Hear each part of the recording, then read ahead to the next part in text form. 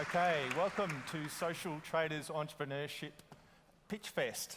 My name's Mark Daniels. I'm from Social Traders. I'm the head of market and sector development at the organisation. I just want to talk quickly about who Social Traders is. We're Australia's leading social enterprise development organisation, and we have a range of products and services that are designed to enable social enterprises to develop in Australia. Social enterprises are businesses that trade to intentionally tackle social problems, and they can do that by creating employment for people who would otherwise be out of the labour market, by solving environmental problems, or by making our communities better. I want to show you a video about who we are and what we do and what social enterprise is. The world is a great place, but unfortunately, too many people are caught in a cycle of disadvantage. And that hurts us all. But people everywhere do want to help. Every year, more and more people are choosing to start businesses where the aim is to achieve social good, rather than simply maximising personal profit. These are social enterprises, and whether their key motivation is to create employment for the disadvantaged, provide access to essential products and services, or to redistribute profits to fund a social cause, we're out to help and support them. Social Traders is Australia's leading social enterprise development organisation. We work with social enterprises to break the cycle of disadvantage in Australia and to build resilience in Australian communities. We do this by supporting social enterprises to start up, grow and thrive and reach their full potential. We are the only organisation to offer a full suite of services to social enterprises in Australia. Business support, access to capital and development of market opportunities, plus we represent social enterprises through industry activities such as the Social Enterprise Awards and the Social Enterprise Masters Conference. We think social enterprises are the most effective way to harness the marketplace to tackle disadvantage in Australia. And that is why we exist. That's who we are. Look, and part of in our DNA, we really like hearing about innovative new ideas and approaches to business that can create a really strong social impact or address a social issue. And part of that was a motivation for today. We developed Pitchfest to draw out some social entrepreneurs who could share their ideas with you. We put out a call for expressions of interest, and 32 people told us that they wanted to come and pitch ideas to you today. And then we ran a shortlist, and when we took it down, and we found 8 amazing social enterprise startups who have been shortlisted.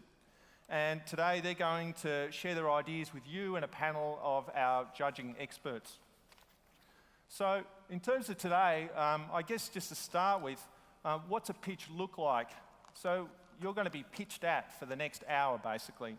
And each presenter is going to have 2 minutes to maximum, and they're going to have to present to you on who they are, the social issue that they're trying to address, and their business solution. And then we'll have a panel of judges who are coming up onto the stage quite soon. Very esteemed panel of judges and social enterprise experts, and they'll be assessing the 8 pitches. And the judges will have 3 minutes each at the end of each pitch where they'll provide feedback to the pitcher on what they thought was strong or they weren't clear about or what they'd like more information about from the pitch. And then at the end of all the pitches, the judges will deliberate and they will come up with a Pitchfest winner. If you've got any questions from the audience, you can't actually ask them during the pitch, but everyone will be around after the pitch and you can go and ask your questions to them at the end of this session. We're also running a second award, and the second award is the People's Choice Award. And this is your opportunity to tell the judges, the audience and the pitchers who you thought was the best pitch. It is that thing about, will popular opinion concur with the highly qualified judges, or will we end up with a crowd favourite and a separate winner of the event? So you can put your vote forward at the end of the pitches. You only actually get 1 vote, and my suggestion to you is to keep a running tally of who you like over the course of the 8 pitches, rather than voting earlier. There's a website up on the PowerPoint, which is live.voxvote.com, and you put in the event pin 19042, and then you can choose which of the 8 you want to be the winner. We'll put this up again at the end as well, so if you forget it or you choose to do it later, we'll have a reminder for you at the time. If you actually want to share your views on the pitches as we go, the hashtag for the Pitchfest is #STPitchfest. Social traders, #STPitchfest. So if you've got any comments or thoughts that you want to share during this, please use Twitter. It's a great medium for this. Okay, am I going to bring the judges up now? Okay, can I invite the 3 judges up to take a seat? We've got terrific judges from business and social enterprise. And when we were looking for judges, we were really trying to get a balance between social enterprise, startup expertise, and business innovation. And I think we did exceptionally well.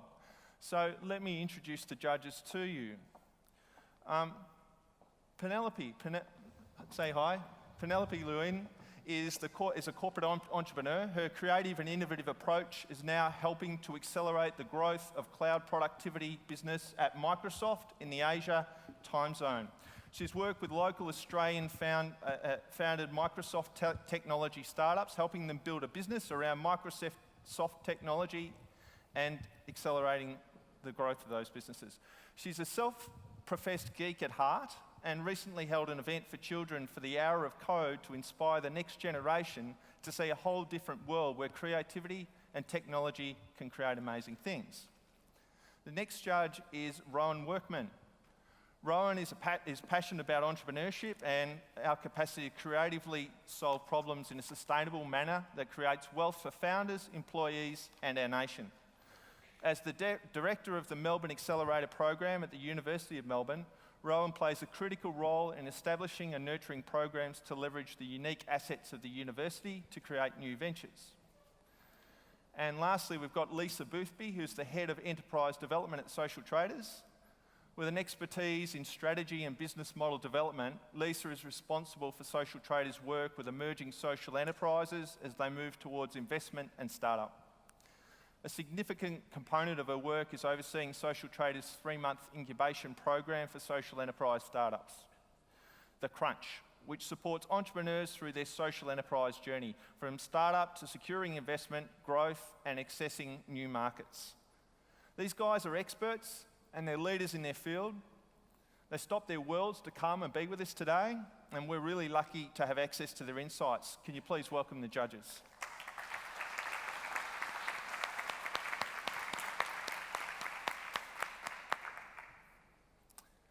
Almost ready to start. Pitching is a really difficult task, particularly if you've done it before, you know what I mean. We've given the pitchers 2 minutes to tell a compelling story which will convince the judges that they have the best social enterprise idea in the group. They've actually got no access to prompts apart from cards, so they've got no PowerPoint or videos to hide behind. There's just them and a mic and hundreds of people that they don't know, and I think they're really brave and bold and awesome people. So before we start, can we actually acknowledge the pitchers, because they're all going to start coming up into the audience in a sec, onto the stage.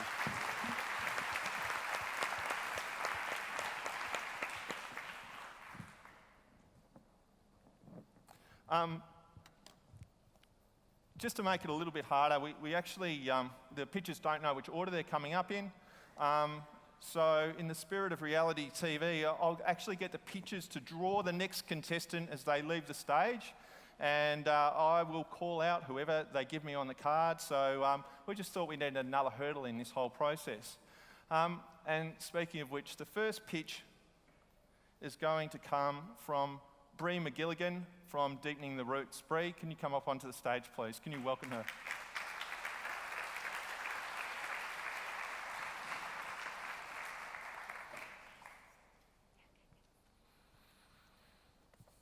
Hello everyone, thanks for inviting the Carlton Neighbourhood Learning Centre here today. The Carlton Neighbourhood Learning Centre is a community-managed not-for-profit organisation in North Carlton. For those of you who live in Melbourne, you've probably heard of us. We provide a diverse range of education and community programs to the inner city community, who include a significant proportion of people from migrant backgrounds with low English proficiency. Economic opportunities for these community members are low to non-existent, and more programs are needed to create concrete and supported pathways to meaningful employment. In addition, the Centre wants to diversify our revenue income in the face of diminishing government support for the community sector. Our community members have expressed great interest in being engaged in enterprises where they become service providers, not service seekers, and their wealth of knowledge and skills can be utilised. We have a large garden space, about a quarter-acre block, that can be transformed into a productive, money-generating mini-urban farm. Canvas so far is a seedling and herb production, edible flowers, a compost hub where we can collect, package and sell compost, garden maintenance services for local residents, and training, apprenticeships, employment pathways packaged with all of the above products. Markets we think we can access are local farmers markets, including the one at Carlton Housing Estate where many of our members live, local cafes and restaurants interested in organic, locally sourced, fresh and fair trade produce, local retail fresh outlets who are also seeking the same, and local residents and members. We are currently seeking resources to conduct extensive research into the viability of this social enterprise. Opportunities for this enterprise, what we're hoping to achieve, are of course increased employment, training and job skill enhancement, revenues for our organisation, potential to introduce new produce to Australia from the countries of origin of our members, provide members who live in nearby housing estates who lack balconies or gardens with an opportunity to engage in nature. And I think I've been given the sign.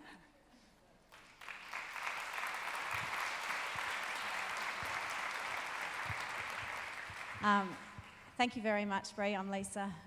Terrific. Well done for going first. You get to relax now, so that's nice. I think neighbourhood houses are doing a lot of interesting things, so there are probably a few neighbourhood houses that I can point you to have a chat to about this. But I guess from my perspective, one of the issues or questions I've got is around the complexity of your social purpose. So from what I can understand, you're looking at providing employment and training opportunities, sustainability products and services, as well as creating income, additional income for the neighbourhood house. Is that right? That's right. So I have had lots and lots of enterprises over the years come to me or to social traders with ideas that attempt to do all three things at once, and it can be really tricky. So I guess my question and perhaps challenge to you is, what is the most important one of those objectives, or two at a maximum, and what would success really look like? I think the most important would be pathways to education and employment for members. Yeah, okay. So that's where I've seen neighbourhood houses get themselves into a real fix, because they have all these objectives and then they're still trying to do the other things that the neighbourhood house was intended to do, and it can become quite confused. So before I hand over to one of the other two, I just wanted to point you in the direction of Spiral Community Hub in Brisbane. Have you heard of them? No. So look them up, they're interesting. And also Green Connect in the Illawarra are doing similar stuff, again a similar collection of activities. Any other comments? Yeah, thanks Brie. Fantastic, and to me I think that hands-on educating, I guess, people that are in need of that is fantastic. One of the suggestions I would have, having worked in some community groups, is get the community outside to help and sponsor as well. So, and I'm sure people around Carlton being, around that community would certainly help out. Okay, thank you. Thanks. Sweet. I'll get you to pick the next one. That was awesome. Great way to start. Bree's just pulled the card of death. The next person up is Anna Dodson from Life Experience. Would you welcome her up?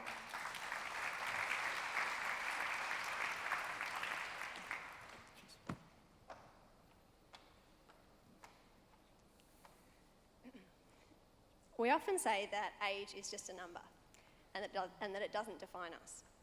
But we're clearly kidding ourselves, because right now we live in a community that totally devalues and excludes our young and our old simply because of their age. 2.5 million Australians over 65 have felt isolated, unwanted and excluded because of their age, and 270,000 young people can't find an employer who'll give them a chance. My name's Anna, and I'm the founder of Life Experience, which is a social enterprise with a mission to change this. We aim to build a community that fully values and supports our young and our old, and we have an innovative model to scale this impact across our country. We identify unmet wants and needs of older people in our community. We develop financially viable services to meet these needs, and we employ young job seekers to provide them. And in return, we engage older people to share their valuable life experience and wisdom with our young employees as personal mentors. Our founding services include one-on-one technology help, the compilation of life story photo books, and a flexible home help service. And these are just the start of a really exciting pipeline of opportunities. The impact is thousands of young people transitioning into fulfilling work, thousands of older people feeling more connected, supported and respected, and a community in which the generations are connected, connections that I truly believe bring out the best in young and old alike and can actually lend more meaning and purpose to our experience of life itself. So last year we partnered with the City of Melbourne to deliver our first technology training pilot, and it was a huge success. We won a Kickstarter development grant from the Macquarie Foundation, and we're working on launching our founding services to market at the moment. I believe we can make youth and old age some of the best years of life for us all, and you can help by throwing a vote our way today. Thanks.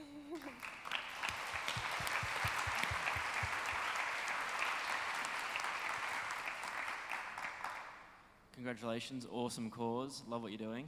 I think it's a really good pitch. I think it's a really important cause because I had a bit of experience with the younger generation, the older generation, and the fact that older people do feel disconnected, and old people trying to use some of the new emerging technology trends does preclude them from the workforce, so I think it's a really noble cause, so well done on that.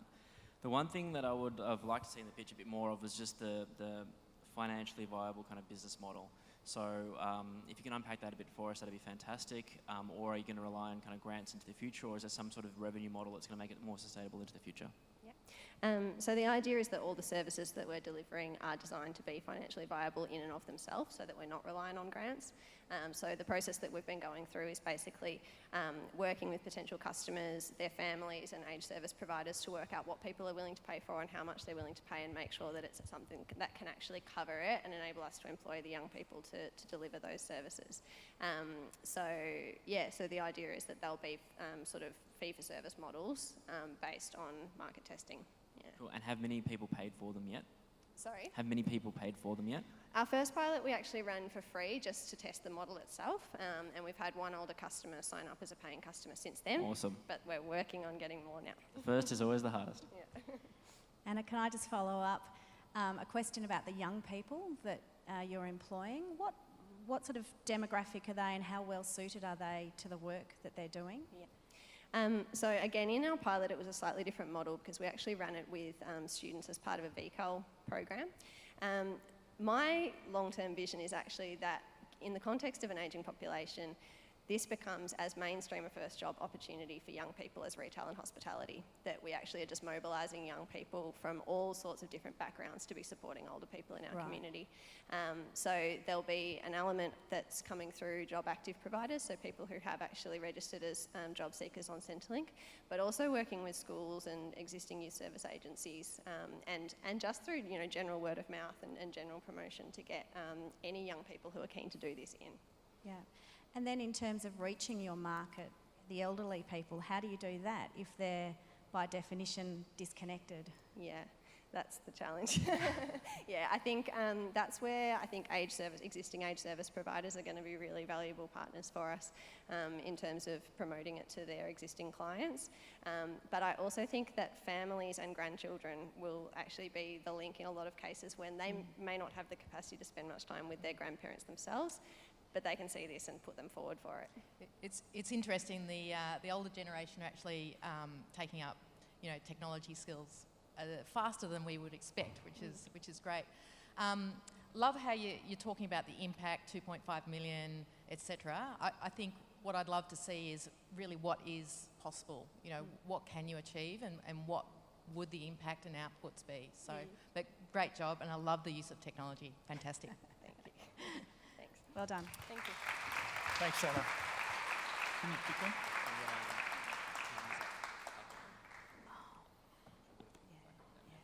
That was great.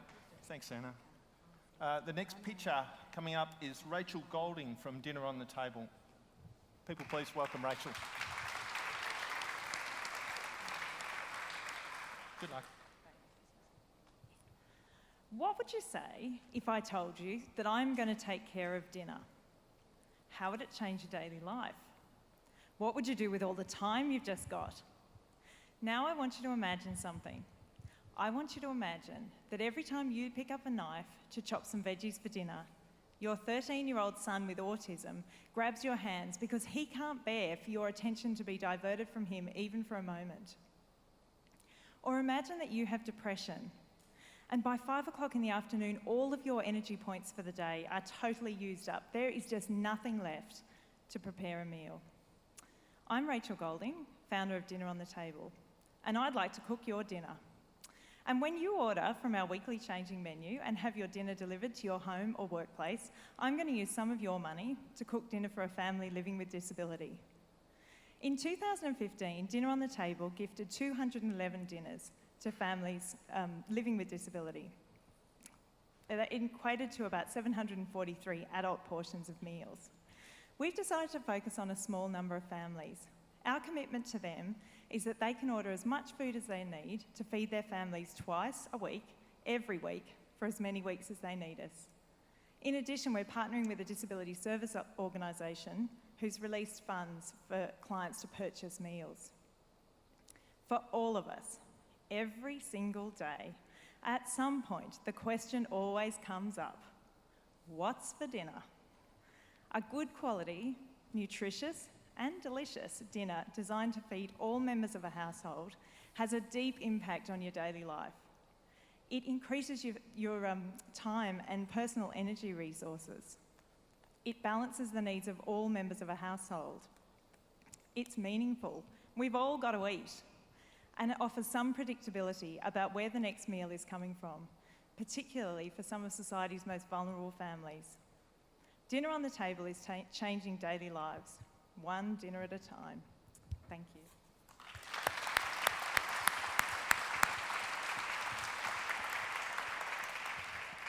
Thank you very much, Rachel. You've completely sold me, and I'm wondering when you're coming to Melbourne. Very, very soon. And could you make me dinner tonight? No, I think it's a terrific idea. I think that the work done by carers is enormous and often not recognised. So I think the social purpose is fantastic, and you've also tapped into a market that's good as well, of people who want, and need to produce meals for their families, who can potentially cross-subsidise that. So I really think it's a terrific idea. I have a couple of questions about the business model. I guess one question is around the business model at the scale that you're at right now. So is it sustainable? Are you paying yourself? Can you keep doing this? Or is this a sort of labour of love that's going to fall over in a while because it's so exhausting? It's a little of both at the moment. What we've chosen to do is invest in some fantastic staff. So we have a number of people, actually all of our staff have personal experience of disability in their own families, or experience of mental illness in their own lives or their partner's lives or whatever, and they're absolutely committed to the cause. And so at the moment we have chosen to kind of invest in them, which meant that we've had to kind of step back a little. We do think that it is financially viable though. We're a really little business, and we have, as I said, we're supporting a small number of families with no-cost meals, but as we grow, we're adding families to that number, if that makes sense. And so that was my next question about the business model. Subject to it being sustainable now, how does it scale? Because given the potential demand for this, I imagine it could be a much larger operation, but I don't understand the economics enough to understand how it might scale, because I imagine there's not a lot of economies of scale in this kind of business because it's individual meals. So have you thought about a model to scale it? We have a little, yeah. At the moment, we have more capacity than we are currently using. So marketing is a big focus for us in 2016 to reach more people who need to eat dinner every day and who have difficulty, who want to eat good food. They don't want to eat out of a supermarket frozen section, but who, would like to outsource that task. The model itself, logistically, the business is very resource intensive because meals need to be, they're packaged and then they need to be delivered. Obviously, you can't just put it in a post pack. I think my vision, though, is for a kitchen in Sydney, which I think can be replicated in other places, that is providing employment for people with disabilities, that also provides the extreme flexibility in employment often required by particularly mothers who care for children with disabilities or who have, other disabilities in their lives. That is producing a huge number of meals in an area. I think then that, as a microcosm, could be replicated in other places. Yeah. Another idea around that might be partnerships. There's lots of commercial kitchens, all around Australia that have extra capacity. So that's one thing to think about if you think your purpose is to help, families in need. We're also currently discussing with a local not-for-profit organisation who are interested in setting up a community cafe, and we're looking at whether or not we're setting up a community cafe with a production kitchen behind it. So we're partnering with other organisations in building the business up. Congratulations. I think we're out of time, but 743 adult portions is a lot of food, so well done and keep going. Thanks, Rachel. Well done. That's great. That's okay. Ooh, great. Thanks, Rachel. That was awesome. Jane Marks, Long Street Cafe.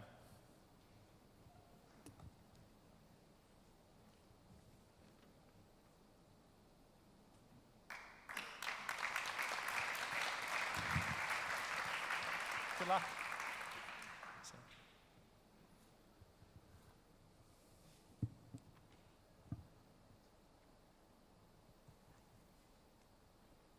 Hello.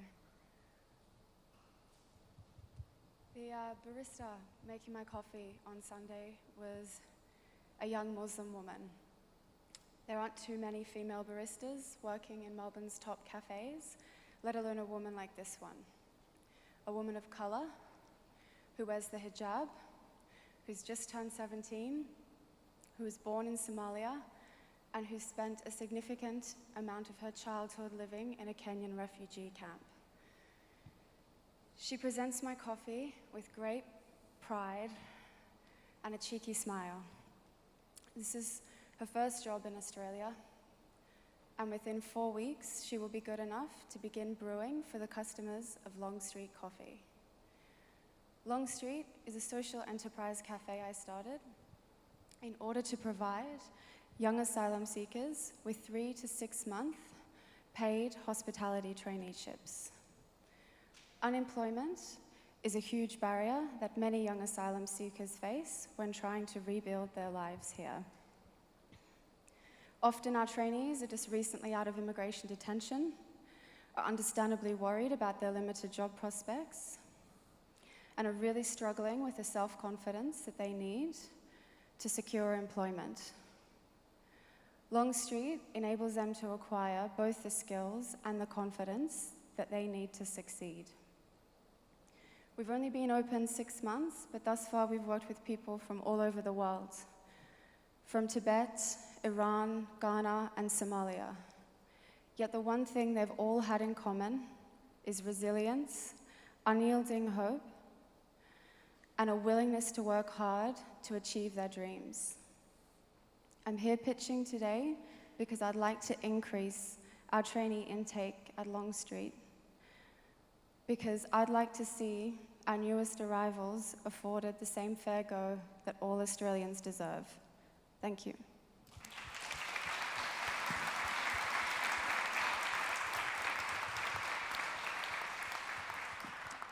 Thanks, Jane. That's fantastic. Probably, I love this idea because I love coffee, and I think you've got a great purpose.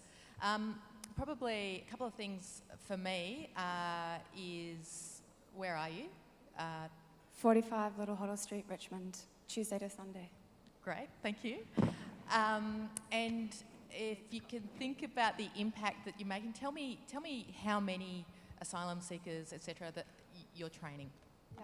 So, as I said, we actually opened on a World Refugee Day. That was coincidentally, it was a beautiful coincidence, June 20th last year. So we've been open 6-7 months now. We have worked with 5 in total. It's my husband, Francois, and myself. We do all training on site. We're hoping to involve volunteers. That's part of the reason why I'm here. I'd like to learn how to do things like that. And we have worked with, 5 in total, 2 currently, 3 prior, and 2 out of that 3 went on in less than a 4-month period to secure permanent employment. Well done. Thank you. That's great results, and I noticed you've had a bit of press as well, so terrific start. Thank you. Really love the idea. Lots of social enterprise cafes come through our doors, and most of them have terrific social purpose and intention. The thing that seems to be most troubling for them is the business model, because the costs of labour are higher than regular businesses. So what's your business model looking like? Are you able to cover your costs adequately? Yeah, is it far. sustainable? Are you reliant on volunteers? Yeah, I run a pretty tight ship.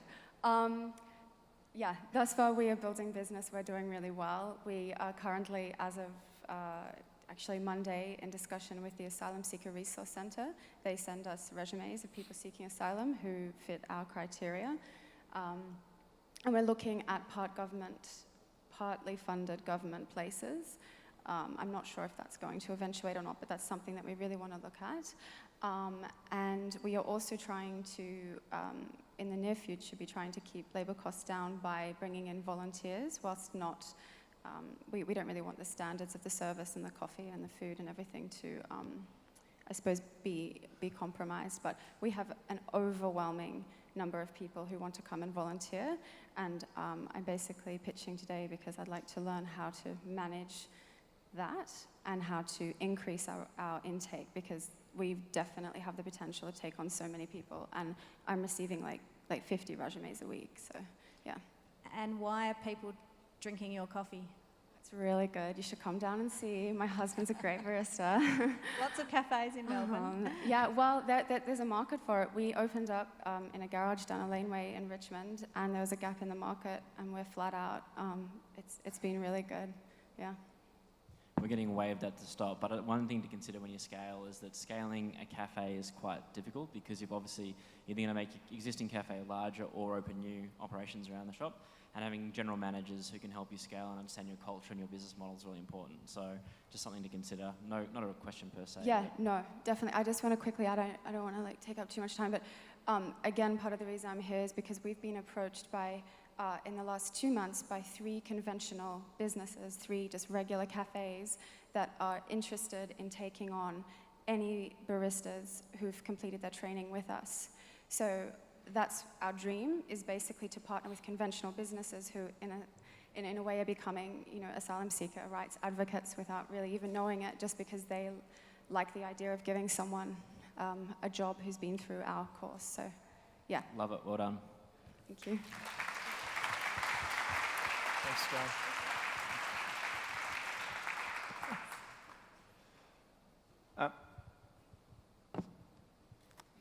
Look, we're going to take a little break, a 1-minute break. We're halfway through our pitches at this stage, and watching pitches can be quite demanding on the audience, and I think the judges need to have a little conference during this period as well. We want to stop for a minute. I just want you to stand up for a second and have a bit of a stretch, and there's going to be some music, and you can talk to your neighbour for a second and ask them the big question that always comes up in things like this is which judge do you side with the most at this point? Who are you creating an affinity with? And just relax for a tick. Fantastic. If you could just take a seat. Hopefully the stream that left is coming back as well at the same time. We're going to keep going on with the pitches. They're doing a fantastic job. Hopefully you're getting energised by these amazing stories of social change that the people are pitching to you from the audience. Hopefully you're remembering that you can vote as well, and you're choosing your favourites along the way. The next pitch is going to come from Sam Quinlan from Ty Street. Welcome, Sam. Thank you very much. The model I bring to you today is very simple. By utilising the existing and burgeoning local food truck regulatory architecture, I hope to create a truly authentic Thai street food experience here on our streets. To achieve this, I'll bring some of the most economically vulnerable yet reputationally talented Thai street cooks here, cooking their food in a familiar environment.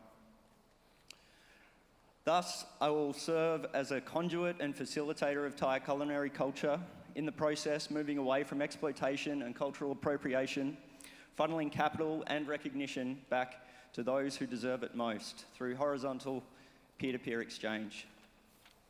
My unique experience and skill set as a qualified chef with 15 years experience here and in Thailand, my ability to speak, read and write Thai, along with my existing network of contacts, puts me in the perfect position to implement this model. My 5 years experience in video production here and in Bangkok, along with my bachelor's degree in politics, philosophy and economics studied here and there, will allow me to utilise existing social networking, review and crowdfunding infrastructure to effectively promote the social impacts of this model through web-based documentary video. So, in closing, I can only say that this model has the potential to embrace Asian street food culture and promises to promote greater understanding, respect and mutual exchange between us and our neighbours. Thank you very much.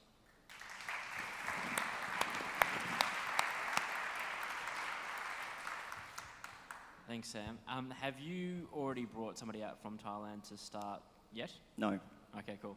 I think that was going to be an amazing experiment. It sounds like you've got the skill set to do it. You speak Thai. You've obviously got, you're a chef, so you know what good Thai food tastes like. I do. Which is good, because it's a pretty competitive environment in Melbourne for good Thai food. My recommendation is just go and do it. Thank you. Thank you very much. Really interesting idea. Haven't seen that before.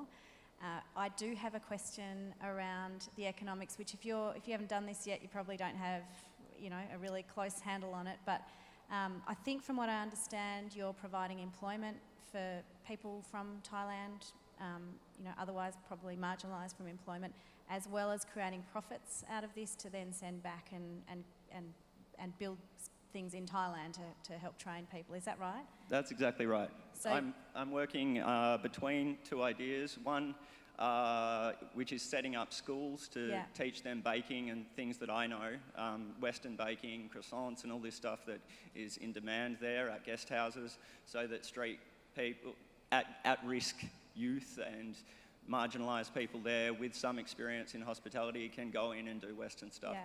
But then also subsidising using part of their wages here to bring them over and house them and all that sort of stuff. Yeah. And it's food trucks?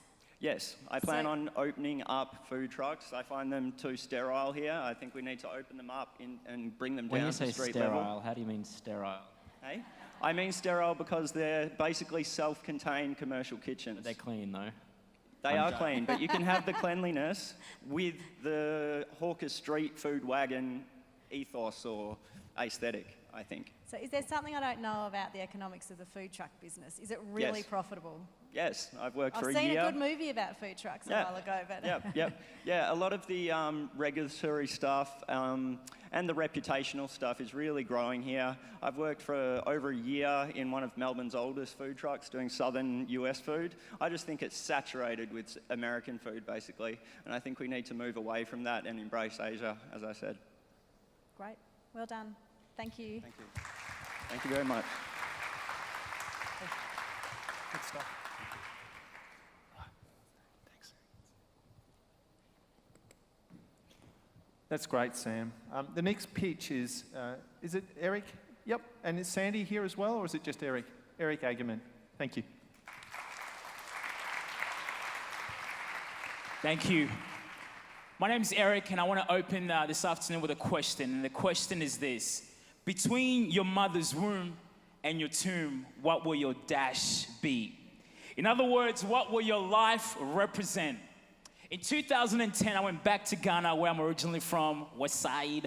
And on the way to the city, I saw about a 2-kilometer stretch of kids as young as 5 and 6 years of age selling stuff, selling food. Did you know that around the world today, there are 61 million children that do not have access to education? Did you also know that one additional year of education can increase a person's earnings by up to 20%? So, what is my dash? Well, in 2013, myself and a team of people decided to create school leaver jackets that break the cycle of poverty one swaggy jacket at a time. So what you see me wearing right now, we've engaged with students all across Australia. In 3 years, we've been able to donate $23,500, been able to impact 1,750 kids in Cambodia and Ghana to have quality access to education. In the words of Nelson Mandela, education is the most powerful weapon you can use to change the world. And so I'm here today to pitch this idea to you as we look at dominating the online scene, to be able to have more schools come on board, to be able to make an even greater difference. And just to give you an idea of this as well, there are approximately 234,000 Year 12s that graduate every year. And we want to turn this into a when you finish, they start. A Year 12 student having the opportunity to go to school in Australia, you're about to finish, get a jacket from us, and a child in Cambodia and Africa will have the opportunity to start their education. When you finish, they start. Thank you very much.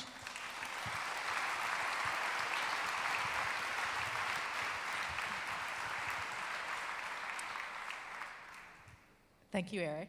I love a swaggy jacket. I think your idea is fantastic, amazing, and absolutely agree. Education is so important, and if we can help support that and have a greater impact across the world, it's just a very noble dash. Yeah. So, tell me a little bit more about the business model. 234,000 each year is a great number. Yeah. What are you thinking about in terms of costs and profits, and how much can you actually impact? So we allocate $6 to $10 from every jacket to our charity partners. So we work with YGAP, Classroom of Hope, and the ACA Project. So these are charities that are on the ground doing amazing work. So is that the question? Yeah, no, that's fantastic. Yeah, it sounds though you've really thought about the business model. So yeah, we have. And the really awesome thing about this business model is every single year there's a new batch of Year 12s. So you're literally just going through and through. And so we've got some great relationships with some schools such as Oxley College, even in Adelaide, Tyndale Christian College as well, where they've been with us for 3 years now, and it's going really well. Yeah. Fantastic. Good luck. Thank you. I think you may have just won the People's Choice Award, but we'll find out soon. Sorry? I think you may have just won the People's Choice Award, but we'll find out. Love your swagger. Power to the people. I'm gonna challenge you because you've obviously got a lot of confidence and all that sort of stuff. I don't think you're thinking big enough. 234,000 is not a lot of people. I think you can. Why can't you take this overseas? Why can't you make a much larger impact? Yeah, my 2 minutes limited me to actually talk about that. We're actually featured in Broadsheet last year, and we're approached by 3 corporate companies to create custom design clothing for them. One of them is a company called Cogent, software company. 20 employees. We ended up doing 125 items for them, which has just jackets with their logo and their names at the back. So that's opened up now. There's also grade 6s from the Year 12 classes that's also opened up. So there's now potential to have 2, revenue streams from one school plus corporate. It's massive. Plus America later on as well. Not just America. I'm going to challenge you again. Keep thinking, how can I make this bigger and bigger and bigger? It's not just about America. There's Europe, there's Asia, there's 400 million people in China who've just been brought into the middle class out of poverty. Think about them as well. So I think big is what I'm saying. Yeah, awesome. Will do. Thank you. Thank you. That's awesome. Jeez, well done. Wow, he can speak. That's fantastic. Thanks, Eric. Second last, Richard Van Oorschot. Welcome, Richard, please. Good luck.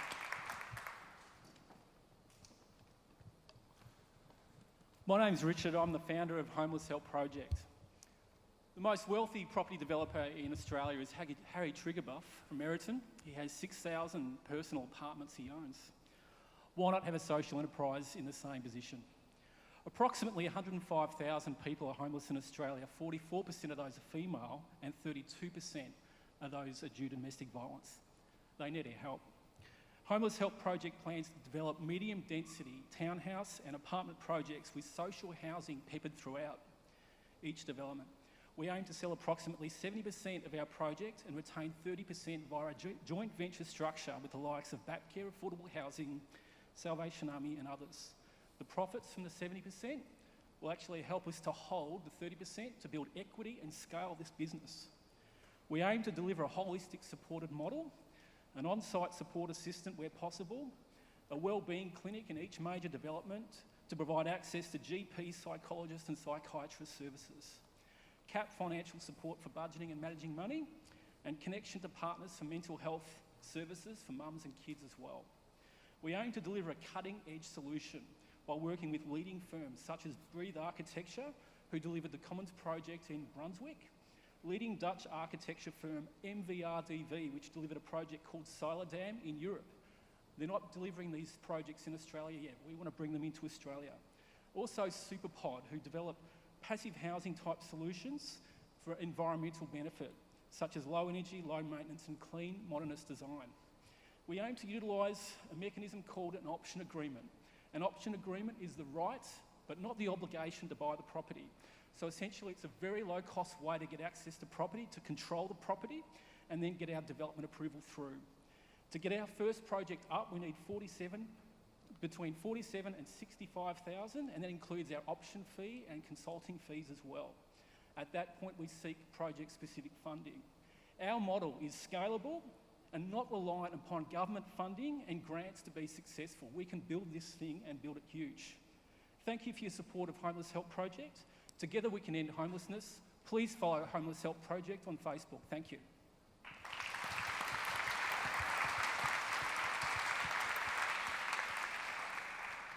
Thanks very much, Richard. I think that the vision is fantastic. There's obviously a real shortage of social and affordable housing in Melbourne, and your idea of mixed housing is, the way this sort of provision of housing is tending. So I love the vision. I guess my question is really around the execution. I feel like, there are aspects of this business I don't necessarily understand, but I would have assumed that you would need an asset base, you would need a degree of experience, and some fairly firm partnerships. So are you able to talk to your ability to execute on this? Absolutely. So we're at the stage right now where the most solid partnership that we're working on is with Bapcare Affordable Housing.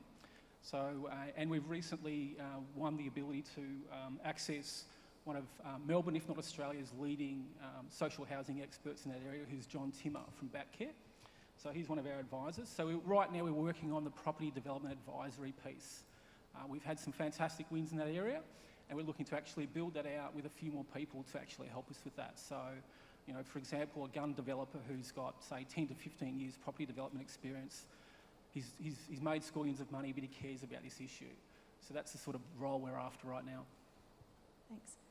Any other? Do you ask my question? One of the things that I think about, because we've had this problem for such a long time, why haven't we solved it before? Look, it's a complex problem, which is why we're looking to develop a holistic solution. But I just don't think any property developers, or many property developers out there, really care. I mean, Grocon are showing some interest in caring. They're working with the Big Issue, for example, and trying to do some projects there, and they did a recent social project. But they're only putting in about 1% of their profits for, to social projects. So most property developers are pretty profit-centric for themselves. Why not have a social enterprise property development firm that's all about others? Yeah, I think you hit the nail on the head. It's very complex, and I guess the developers are coming from a different angle. Look, good luck with the idea. I think it's a fantastic idea, and if we can solve this problem, it's going to change the world. So great job. Good stuff, man.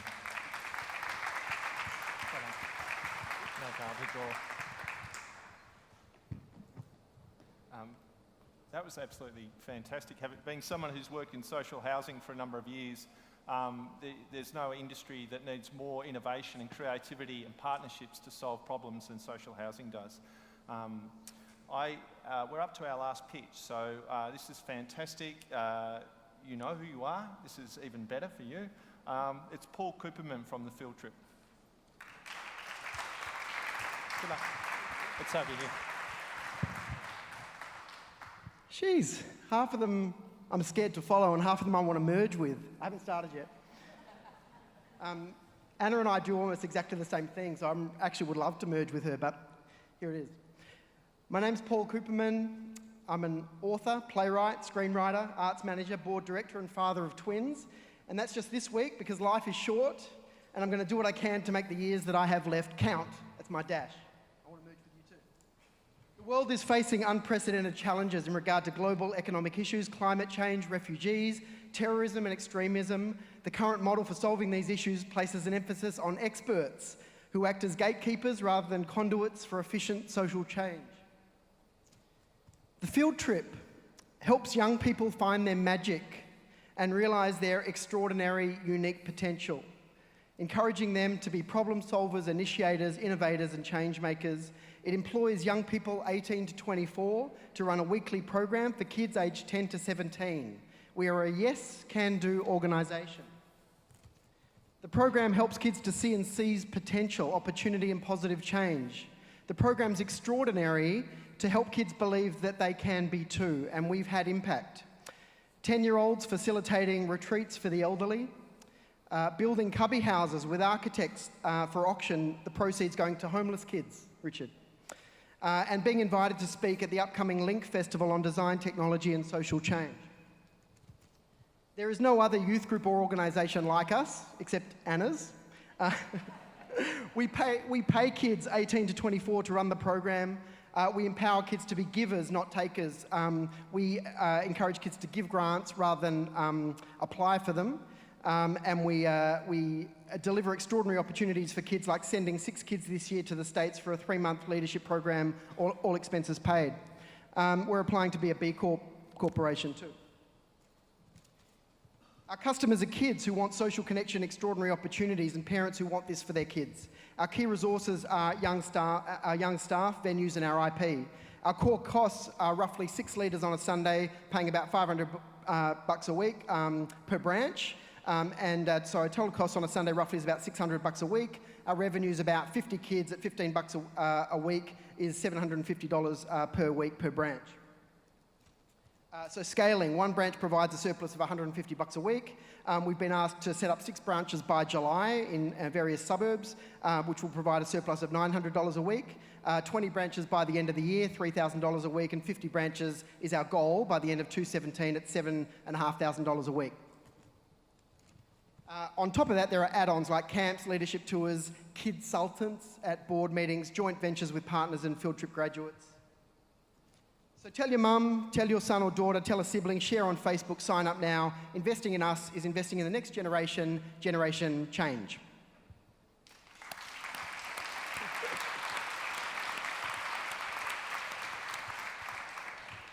You do a lot of things.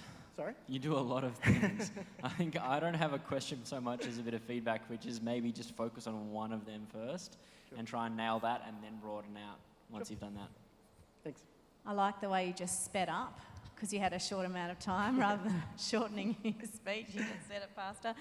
The thing about this that I really like is I have 3 children and they've all gone through mainstream activities, tennis, netball, dancing, whatever it might be.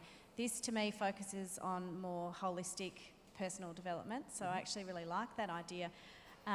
Some of those stats that I was sort of missing towards the end as you were speeding up, I think were telling me that lots of people are looking for this kind of stuff. Yeah. I guess I had a question mark around the demand for it, not from people like me necessarily, but from the children themselves.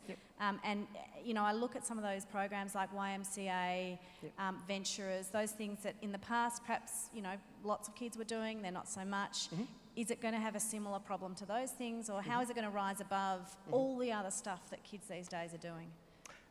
Just my response to that is by offering them extraordinary opportunities. So the fact that we've set up an arrangement with America where the kids can go and do a 3-month program for free, all expenses paid. That doesn't exist. So we've had 6 people already sign up for that. We started our branch in Melbourne on Sunday, and the feedback was phenomenal. So word of mouth. We had a kid that went to her mum straight away and said, it's not optional about coming back, I'm coming back. So I think it's just that it's not just table tennis on a Sunday, it's empowering them and to believe that they can be extraordinary, and to match that. When a 10-year-old runs a retreat for the elderly, they go away going, oh my God, that was amazing. So it's really that, demonstrating that on a regular basis and making them feel that that can be achieved. Well done. It sounds as though you're growing extraordinarily quickly. Probably what I want to understand is, who's your, how you're marketing it and growing. Who are your supporters? Do you have any other community support to help with the infrastructure? As a parent, why would I, there's a bit of trust. Yeah, it is. Yeah, absolutely. That comes with, handing over your kids and those sorts of things. So yes, that's been our biggest obstacle, credibility. So we're overcoming that slowly. So initially it was through social media, and people were prepared to give it a go. Then we started developing lots of partners, like the cubbies are being built by the Men's Shed in regional Victoria, and where the money's going to Kids Undercover. We've got the association in America. So it's all about partnerships, and through that the credibility is coming. And now, like I said, we've actually been invited to set up 6 branches, and because we've done the groundwork of how to set up a branch, it's now becoming relatively easy in terms of recruitment of leaders, the program's in place, that's all beginning to work well. And it's one of those ideas that took 4 months, but 30 years. I was in a youth group when I was 15, and a lot of the IP and structure is based on something I did 30 years ago. So it's, and I don't do all of those things at once. Like, I do prioritise. You'd have to, I think. Thank you very much, Richard. Terrific. Well done. Thanks, Paul. That's great. That was our last pitch. So fantastic to the 8 of you. Fantastic pitches, and we really appreciate the time and energy you put into them. So, firstly.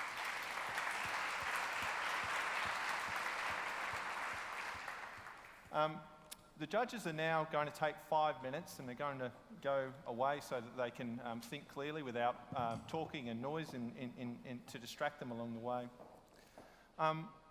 I'd like to invite all of the pitch presenters to come back onto stage. We want to give them some gifts for taking the time and being bold enough and brave enough to come and present in front of you and bear themselves and have their ideas critiqued in public. So can you just welcome them all back on stage and acknowledge them, please? Come on.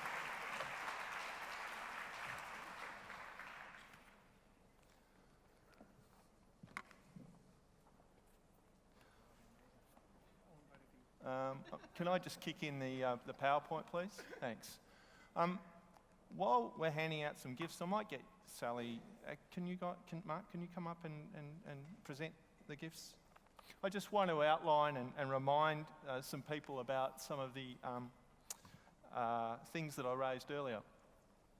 Probably the first thing I want to bring up is that the winner of the awards, sorry, let me go back a slide.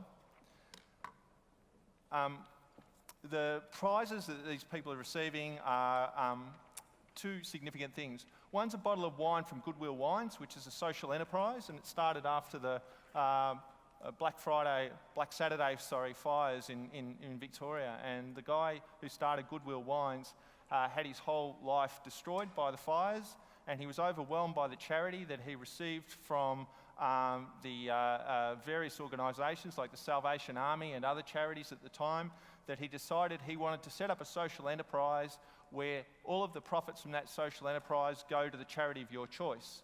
And I've been drinking Goodwill Wines for the last 6 years, and I've raised over $600 for charity, I'm very proud to say.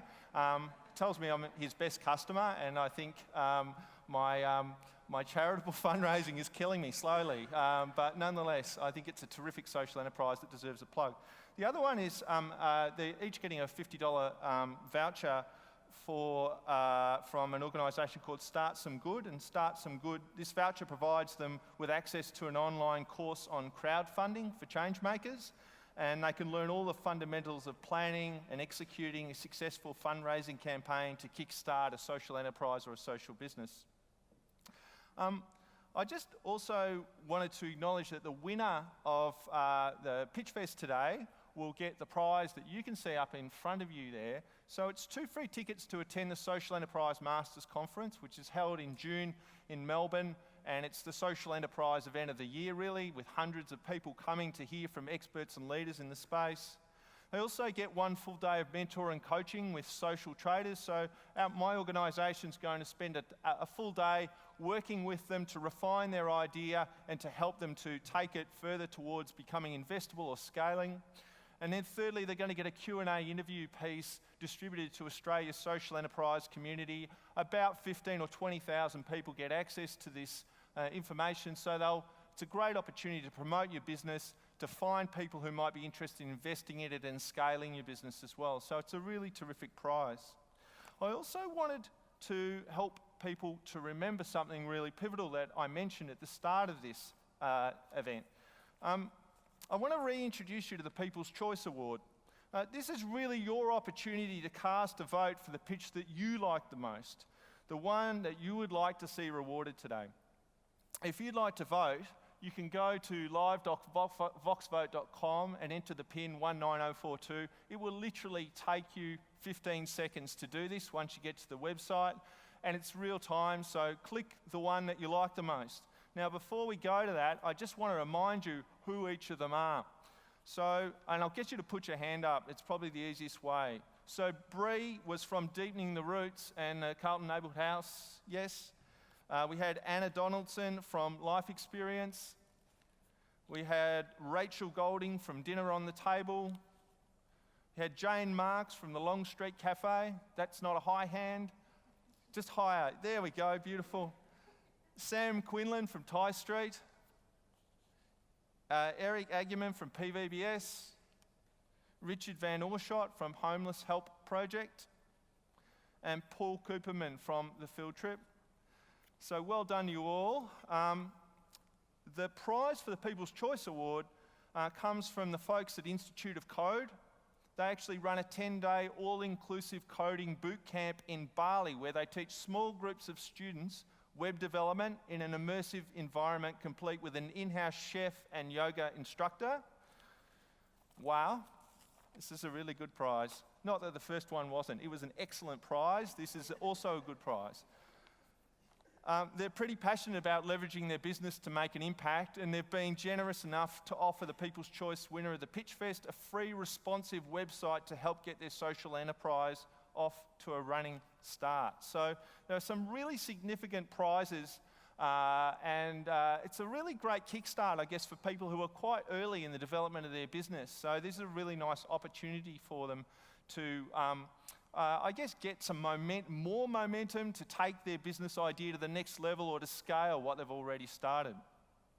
I can just see the judges emerging, which is very timely because this is exactly the moment where I need you to be ready to come up on stage. So I'd like to bring Lisa Boothby back up on stage to announce who's been selected as the major prize winner for today. Lisa, you have a mic over there? Yep. Fantastic. I'll hand it over to you. Thank you very much, Mark, and thanks to everybody who's pitched today. Okay. We really appreciate the fact that you've come. We think it's very, very difficult to do a 2-minute pitch, especially when you've put so much energy and passion and life into what you're doing. To cram it all into 2 minutes is really tough. So well done. We think we had the easy job and you guys had the hard job. So perhaps a round of applause for everybody at this point.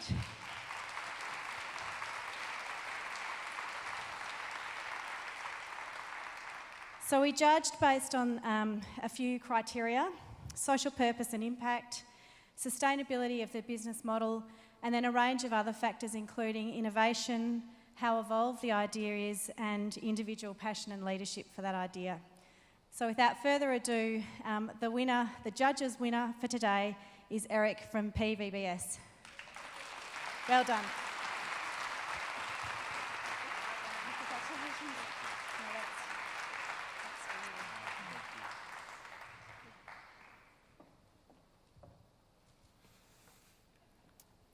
And I'm going to announce the People's Choice winner at the same time. And I guess Rowan foreshadowed who the People's Choice winner would be at the time. And not surprisingly, the audience, not surprisingly, just because he was such an engaging speaker, Eric won the People's Choice Award as well. So congratulations.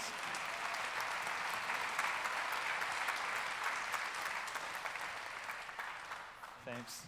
I was debating whether we should even have the possibility that one person could win both, but we just thought it would be fair enough. If the audience agreed with the judges, it was well worth it. So that was just a terrific outcome. So well done, Eric, and thanks for your presentation. It was so inspiring and energising.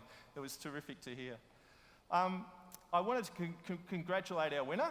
I was going to say winners, but there's only one at this point. I want to thank all of the pitch presenters who shared their ideas today. I just think you've done an extraordinary, amazing pitch to all of us. I think you also had to put a lot of time and thought into creating a 2-minute pitch. They're incredibly difficult to deliver, much harder than 25-minute presentations in my experience. I think you guys are really brave and bold and daring, and you deserve every success in the future. So could you join me in congratulating these guys? Congratulations, guys. Thanks. I also want to thank the judges. You guys did a great job. You had a difficult task, and you were very professional and provided wonderful insights and great wisdom. So thank you very much. I want to thank Pausefest and for putting today on, including us in the program. And thanks to all of you for being a wonderful audience. I just wanted to finish with, I guess, a final note. Everything we do at Social Traders is focused on helping social enterprise in Australia reach its full potential to generate jobs and strengthen Australian communities. And we love hearing from social entrepreneurs with new ideas, and we have something for all social entrepreneurs, whether they're startups or they're existing social enterprises looking to grow and scale and open new markets. We use our expert knowledge and partnerships to find better ways to achieve and contribute to sustainable social impact and change in Australia. And so people from Social Traders are here, and you've met Lisa and you've met myself, and we'll be around at the end of this. But you can also go to our website. If you're interested in social enterprise, if you're a social entrepreneur trying to figure out how to navigate your way through the development and startup of a social enterprise, come to www.socialtraders.com.au, have a look at what we've got, and see if we can help you. But in closing, I'd just like to thank you all for your time and wish you a great day. Thanks.